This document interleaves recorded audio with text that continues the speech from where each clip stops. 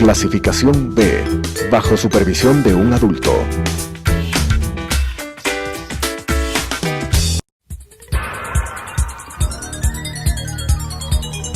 Las opiniones vertidas en este espacio por la producción y dirección del programa son de exclusiva responsabilidad de sus autores y de quienes intervienen en ellos.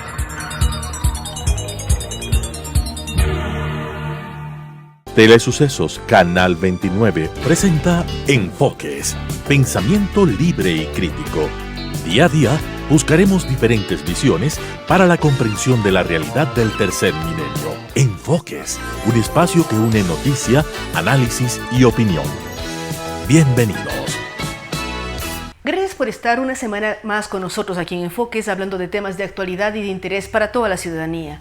El día de hoy agradecemos la presencia de nuestro invitado, el economista Víctor Hugo Albán, quien es actualmente vicepresidente del Colegio de Economistas, pero es asesor, es analista en diferentes áreas y con él queremos hablar sobre la situación económica del país.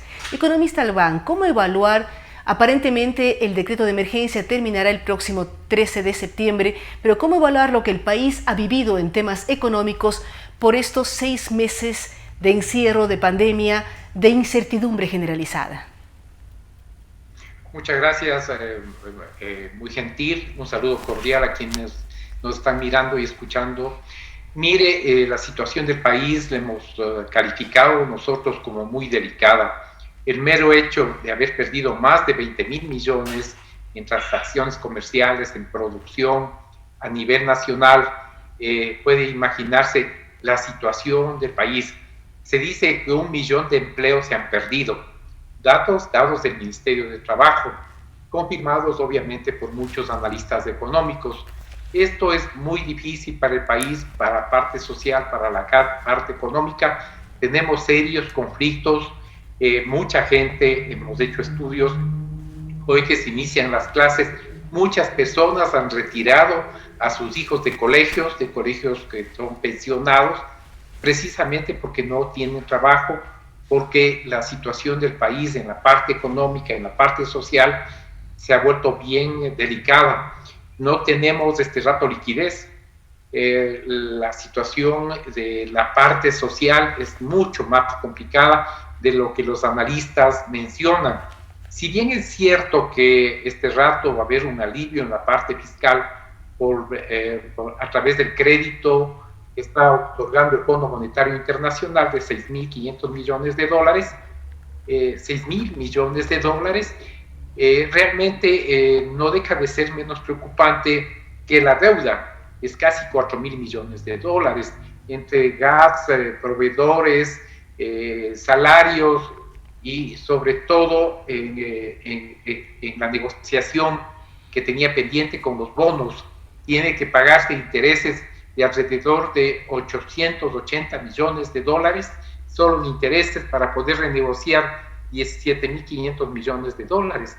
Eso es importante que conozca la comunidad, que conozcamos todos los ecuatorianos la verdadera situación del país, porque caramba, no sé qué estén pensando los candidatos, los 19 binomios, que hay tanta ansiedad de llegar a un país que está en una situación, como he manifestado y ha calificado el Colegio de Economistas de Pichincha, de delicada. La situación es delicada por razones laborales, por razones de ingresos fiscales, por razón de comercio exterior, por razón de comercio interno caído y obviamente por la pandemia. Usted bien menciona, el Colegio de Economistas habla de una situación extremadamente delicada, pero este crédito del Fondo Monetario Internacional Economista, ¿en cuánto tiempo llega al país? Usted habla de todo lo que el Estado adeuda. Gran parte del problema de la iliquidez del Ecuador es que el gran consumidor, el gran cliente es el propio Estado y no ha pagado a una serie de contratistas, a los propios gobiernos autónomos descentralizados. ¿En cuánto tiempo llega y podríamos tener una inyección, si puedo utilizar el término, de liquidez a la economía nacional que nos logre hasta cierto punto estabilizar o generar mayores posibilidades de rotación económica, que las empresas cumplan con sus acreedores y que exista mayor movimiento? Porque hay una preocupación muy fuerte que es el tema iliquidez. Vemos empresas, vemos sector público, Vemos desde la tienda más chiquita hasta la más grande que tiene problemas de flujo de dinero, problemas para pagar sueldos. En agosto pagamos los décimos. Hay muchas empresas que lamentablemente no alcanzaron con sus flujos de caja. ¿Cómo lograr esto y en cuánto tiempo este crédito, que es importante para el país, aunque sea nueva deuda, estará ya en el Ecuador para facilitar y favorecer a que haya mayor liquidez? De acuerdo a declaraciones del economista Richard Martínez, estará para finales de octubre, porque recién a finales de septiembre el directorio del Fondo Monetario Internacional ratificará la negociación entre los personeros financistas y financieros del Ecuador con el equipo del Fondo Monetario Internacional. De todas las maneras, la directora cristalina manifiesta, la directora del Fondo Monetario Internacional ha manifestado su buena voluntad de enviar lo más pronto, de acuerdo a conversaciones con uno de los analistas del Fondo Monetario Internacional, será a finales de octubre. De todas maneras, esto es bueno porque va a ser un alivio. El mero hecho de ya tener el ofrecimiento formal del Fondo Monetario Internacional ya ratificado por la directora significa que esos recursos vendrán al país y vienen en un momento de mayor oportunidad. La mayoría de analistas económicos, quienes hemos escuchado, con quienes hemos intercambiado opiniones, está satisfecho de la negociación por el monto, ¿no? Son 6.500 millones de dólares, de los 4.000 millones van a venir entre octubre y diciembre. Creemos que unos 2.500 o 2.000 millones vendrán en octubre y cubrirán gran parte de las deudas de las instituciones y proveedores que he mencionado, como son los GATS, los bonos, el pago de interés de los bonos para la renegociación, proveedores y sobre todo salarios, ¿no? Ahora todo está a color de rosa y muy bonito hasta que el Fondo Monetario ponga las condiciones. Todos han analizado la benevolencia de crédito, que viene en buenas condiciones, con el 2.5%, pero la condicionalidad nadie ha dicho nada. Normalmente se van a ir por la parte fiscal y la parte de reducción de tamaño del Estado, lo que significa que si este rato hay el 17% de empleo pleno, va a bajar, ¿no? Si esto es rato que tenga que hacer ajustes de tipo empleo público, que bajará pues a un 2-3% en este año, porque el presidente tratará de esquivar hasta después de 7 meses que tiene que irse en lo posible de afectar el empleo más de lo que está afectado.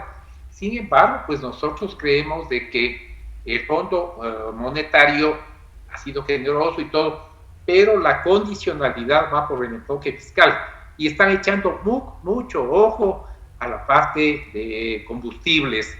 Manifiestan conversaciones que mantuvimos de una manera privilegiada con uno de los analistas, es la condicionalidad de subir los combustibles, a pesar de que hay una fórmula que presentó el ingeniero René Ortiz.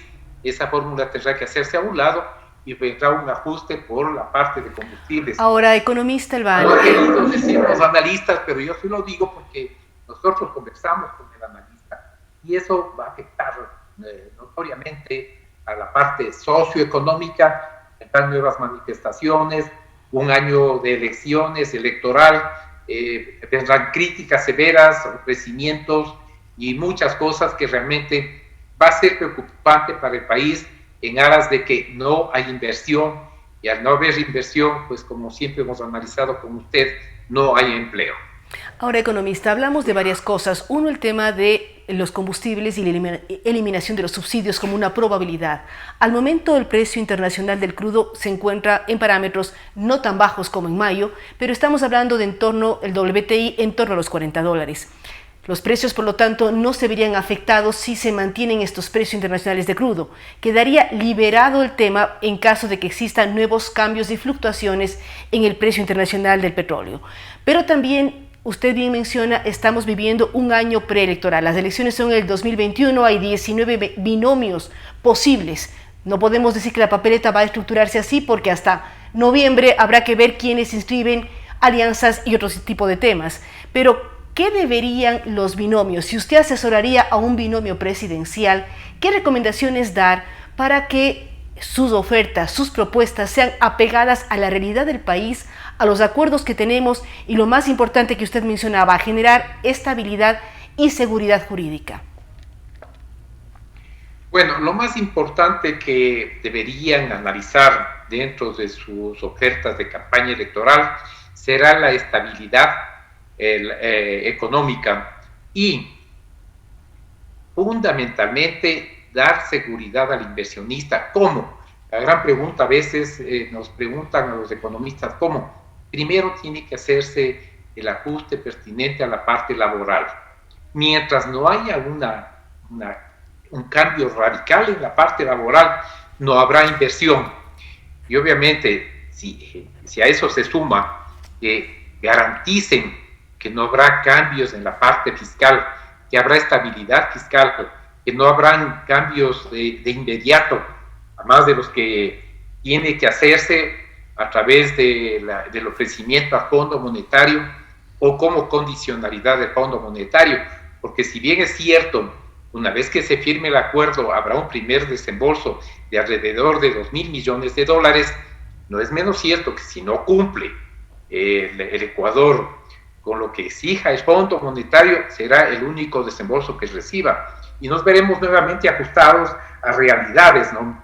Los ajustes van a ser de tipo fiscal y obviamente van a estar direccionados al bolsillo del ecuatoriano, porque eso tenemos que hacer conciencia de que no es un crédito no reembolsable, que esto se va a pagar, que las condiciones son buenas, son blandas, pero tenemos que tener nosotros la certeza y la seguridad de que el ecuatoriano es el que tiene que pagar. Tarde que temprano tenemos que honrar esta deuda con el Fondo Monetario Internacional, pero este rato lo más importante es que exista la liquidez para salir del aprieto en que estamos en la parte social, en la parte económica, y tratar de buscar un empleo que sea el más ordenado en este momento. El empleo, el pleno empleo, es muy difícil, que para eso está dirigido prácticamente la parte de condicionalidad del Fondo Monetario Internacional. Cuando hablamos del tema del desempleo y el pleno empleo, ¿qué recomendaciones se podrían dar? Porque, como usted bien lo mencionó al inicio de la entrevista, alrededor de 1 millón de ecuatorianos han perdido sus trabajos durante la pandemia. Son diferentes causas, diferentes motivos. El Ecuador dejó de vender, dejamos de funcionar, por decirlo así, por varias semanas. ¿Qué recomendaciones del Colegio de Economistas y usted como un experto en el área para reactivar el empleo? Habla de inversión, habla de estabilidad, pero ¿cómo le digo eso a una persona que no tiene cómo llevar un salario digno a su casa y que no tiene empleo, se encuentra abocada a una serie de problemas? Usted también mencionaba el ingreso a clases. Centenares de niños y jóvenes han dejado de estar en colegios privados o fiscomisionales y tratan de irse al mundo de lo público porque es de educación gratuita. ¿Cómo dar una respuesta a esos miles de ecuatorianos, 1 millón como usted menciona, que se quedaron sin empleo? Gracias, Claudia. Nuevamente, pues realmente lo que nosotros hemos recomendado al presidente de la República por escrito es dictar políticas públicas que favorezcan la inversión. Nos hemos dado la vuelta buscando alternativas, y la alternativa que está por sobre todas es la inversión extranjera. Mire, realmente con pandemia, Colombia tiene alrededor del primer semestre, datos certificados, alrededor de 3.300 millones de inversión externa. Perú tiene 4.200, Ecuador, incluyendo la petrolera, tiene 125 millones de dólares. Entonces, realmente, si no hay inversión extranjera, no hay empleo. Y para que haya inversión extranjera se requiere que el país dé garantías en la parte fiscal y sobre todo en la parte laboral. Mucho hemos recomendado nosotros a la Asamblea Nacional que se devuelvan los ojos, que revisen la parte laboral. Si bien es cierto que desde el año 1924 no se ha revisado la parte laboral, solo han sido conquistas de los trabajadores, no deja de ser menos cierto de que tenemos problemas en la parte laboral. Es el único país que tiene ciertos beneficios que no tiene ningún otro, como es, por ejemplo, la jubilación patronal, las reformas de las 40 horas, todos los beneficios que tienen los trabajadores, que por cierto son buenos, pero tiene que haber reformas estructurales acorde a las realidades del país, acorde a la modernización, a la modernidad. Tenemos que ser competitivos con Colombia y con Perú, que son nuestros vecinos. Porque, economista, incluso... Los prefieren irse a Colombia, irse a Perú. Los mismos ecuatorianos preferimos irnos de Quito a Ipiales a hacer las compras y obviamente dejamos a un lado nuestros propios productos por el costo que tiene, sobre todo en lo relacionado a la mano de obra. Es la más cara de la región. Usted habla de la modernidad, habla de una serie de elementos y ahora con la pandemia vemos nuevos elementos adicionales. ¿Cómo hacer que la Asamblea, que es quien debe reformar el Código Laboral, incluya temas de teletrabajo, trabajo por horas, jornadas parciales, que hacen falta que estén normadas y regularizadas en el Ecuador? O también aquel trabajo por servicios profesionales, en donde a uno le permite como empleador o como empleado nuevas posibilidades y la facultad en un momento dado de tener varios trabajos si uno es trabajador o de tener diferentes jornadas laborales dependiendo la época del año, el flujo del comercio, el flujo de la producción. ¿Cómo lograr conseguir que la Asamblea sea sensible frente a esto y tengamos un código laboral acorde a los tiempos modernos y a lo que se habla actualmente también, que es la famosa nueva normalidad luego del retorno de la pandemia? Bueno, yo creo que esta Asamblea no lo va a hacer, Claudia, definitivamente. Hemos conversado con algunos asambleístas que tienen prestigio, ¿no? Pero el 60% de asambleístas está desprestigiado por actos de corrupción que son de conocimiento público, ¿no? Hay asambleístas prófugos, hay asambleístas encarcelados, hay otros que están con orden de prisión. Ha habido muchos actos de corrupción. Todo han hecho menos preocuparse del país. Usted y yo sabemos que las encuestas realizadas tienen el 3% de credibilidad, es decir, nunca antes se ha visto en la historia del Ecuador una asamblea con tanto desprestigio. Entonces no se puede exigir que este rato revean, pero creo que los ecuatorianos debemos y deben hacer, llamamos a la conciencia para que no vuelvan a ver asambleístas que sean futbolistas, que sean músicos, que sean pero cantantes. En los binomios, economista, en los 19 binomios... Nos da pena, y tengo que mencionar a un futbolista del Chota, que vino de asambleísta por la provincia de Chimborazo. Él conversó con nosotros, dijo, vea, yo no sé nada, a mí me nombraron porque era un gran futbolista, era arquero del deportivo que existe en Riobamba. Entonces, obviamente, con ese tipo de asambleístas que nosotros mismos elegimos, ¿cómo podemos nosotros esperar de que haya una reforma laboral si no entienden absolutamente nada? A pesar de tratar de ayudarles por país, ¿no? Pensando en país. Pero si este rato hace conciencia a los ecuatorianos, hacemos conciencia, tratamos de concientizar a la gente de que no es un buen asambleísta, un buen futbolista. Él será buen futbolista, el cantante será buen cantante. Ahora, para el cómo, un buen cantante está de candidato a la presidencia de la República. Yo respeto mucho, pero tiene que ser un estadista. Busquemos un estadista, busquemos gente que vaya a legislar, a hacer leyes, reformas que son urgentes. Estamos viendo que en este lapso de marzo a julio, prácticamente agosto, no lo digo yo, lo dicen las cámaras, lo dice mismo el mismo INEM, se han perdido 1 millón de plazas de trabajo y se siguen perdiendo todos los días, ¿no? La gente está desesperada, no sabe. Todas las llamadas que tengo yo son pidiendo recomendación para buscar un empleo de profesionales jóvenes, de profesionales que han sido brillantes, que han sido mis alumnos, y obviamente no hay dónde recomendar. No nos olvidemos, Claudia, que el gran empleador en su tiempo fue el Estado.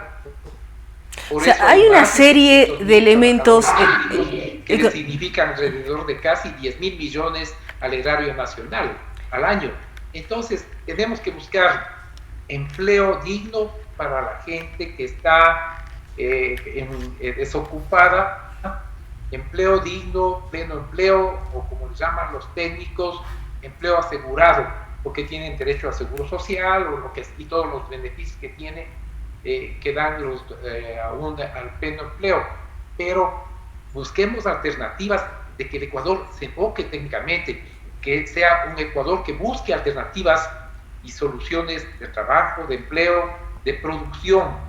Tiene todas las herramientas el Ecuador, lamentablemente, que a quienes elegimos o quienes se han elegido de una o de otra manera, como usted y quienes me están mirando y escuchando saben, realmente han logrado escaños, han logrado ser presidentes, vicepresidentes, en base a muchas cosas, y obviamente no son estadistas, no nos han dado lo que el Ecuador necesita, lo que la alternativa socioeconómica requiere en estos instantes y requerirá para el año 2021 hasta la década siguiente. Hay una serie de elementos que usted menciona, economista. Para cerrar esta entrevista quisiera preguntarle algo adicional. Usted habla de que debemos buscar candidatos a la Asamblea calificados, que sepan hacer leyes, que sepan generar nueva normativa importante para el Ecuador. De igual manera, para la presidencia y vicepresidencia de la República, buscar quienes sean estadistas, conozcan de la cosa pública y no por ser más conocidos o más famosos la gente vote por ellos. ¿Qué está planteando el Colegio de Economistas ya en este proceso preelectoral para armar foros, debates y que las personas conozcan propuestas y que conozcan candidatos? El tiempo va corriendo, ahora las nuevas tecnologías, si bien nos generan dificultades como nos generó ahora, que a veces la señal no es tan buena, pero sí permiten la posibilidad de que los ciudadanos conozcan más de cerca a sus candidatos y por lo tanto tengan un voto informado. ¿Cómo trabajar en ello para realmente entre todos lograr tener una elección en el 2021 que permita tener personas capacitadas en Carondelet y en la Asamblea Nacional? Mire, qué importante la pregunta y muchas gracias, porque el Colegio de Economistas se ha preocupado indudablemente del tema de qué ofrecen los próximos candidatos, los candidatos que quieren captar la presidencia de la República, y hemos puesto comunicaciones absolutamente a todos, pidiéndoles que hagan planteamientos claros y concisos, no demagógicos. El Ecuador no necesita demagogia, que son muchos años, alrededor de 14 años, que hemos estado recibiendo ofertas demagogas, y obviamente este rato se requieren ofertas reales, realidades que tiene que el país afrontar, y de hecho pues uno de ellos ya nos ha respondido, y vamos a hacer tantos y cuantos encuentros sean necesarios a través de los medios de comunicación serios como lo que usted dignamente dirige en este programa, para que nos ayuden haciéndoles preguntas claves, ¿no es cierto? ¿Qué hacer con la deuda? ¿Qué hacer con el empleo? ¿Qué hacer con la salud? ¿Qué hacer con la seguridad? ¿Qué hacer con la educación? ¿Qué es mandatorio de la Constitución? ¿Qué hacer, digamos, con el empleo? ¿Qué hacer con el aparato productivo para que en vez de que esté cayendo el 15% del PIB, por lo menos se ablande y en el 2021 no sea tanta la pérdida para los ecuatorianos? Esto es importante, que nosotros estamos preocupados y estamos ya contactando con todos. Por suerte, ninguno de los que está en el directorio del colegio se ha vinculado a la parte política, comenzando de quien les habla, que ha sido invitado a participar como candidato asambleísta, pero he pedido que disculpas para poder opinar técnicamente ante los medios de comunicación y orientar a la comunidad. Lo cual es importantísimo. ¿Cuál es lo mejor, lo más saludable para el Ecuador en estos momentos tan difíciles que estamos atravesando? Todos temas importantes. Vamos a estar pendientes, economista, de lo que están planteando ustedes a los diferentes candidatos, ver qué preguntas también la podemos utilizar como medio de comunicación, como espacio de opinión, para que la ciudadanía esté bien informada. Queremos agradecer al economista Víctor Hugo Albán. Recordamos que él es el vicepresidente del Colegio de Economistas de Pichincha. Con él hemos hablado sobre la situación económica del país, hemos mencionado brevemente las el tipo de crédito que el Fondo Monetario Internacional está dando al Ecuador con una tasa del 2.5%, lo cual es muy bueno, pero también hay que estar pendientes sobre qué pide a cambio el Fondo Monetario. Temas todos importantes, sobre todo cuando hablamos del grave desempleo que sufre el Ecuador a raíz de la pandemia, pero también por la problemática económica que atravesamos. Es hora de todos poner el hombro, trabajar con más fuerza, trabajar con más empeño, luchar contra la corrupción y, sobre todo, también, cuando vayamos a las urnas en febrero del 2021, estar bien informados para saber cómo y por quién votar para que el país mejore. Gracias a ustedes que nos acompañan semana a semana aquí en Enfoques y al economista Víctor Hugo Albán, quien hoy ha sido nuestro entrevistado. Nos vemos en una semana más. Las opiniones vertidas en este espacio por la producción y dirección del programa son de exclusiva responsabilidad de sus autores y de quienes intervienen en ellos.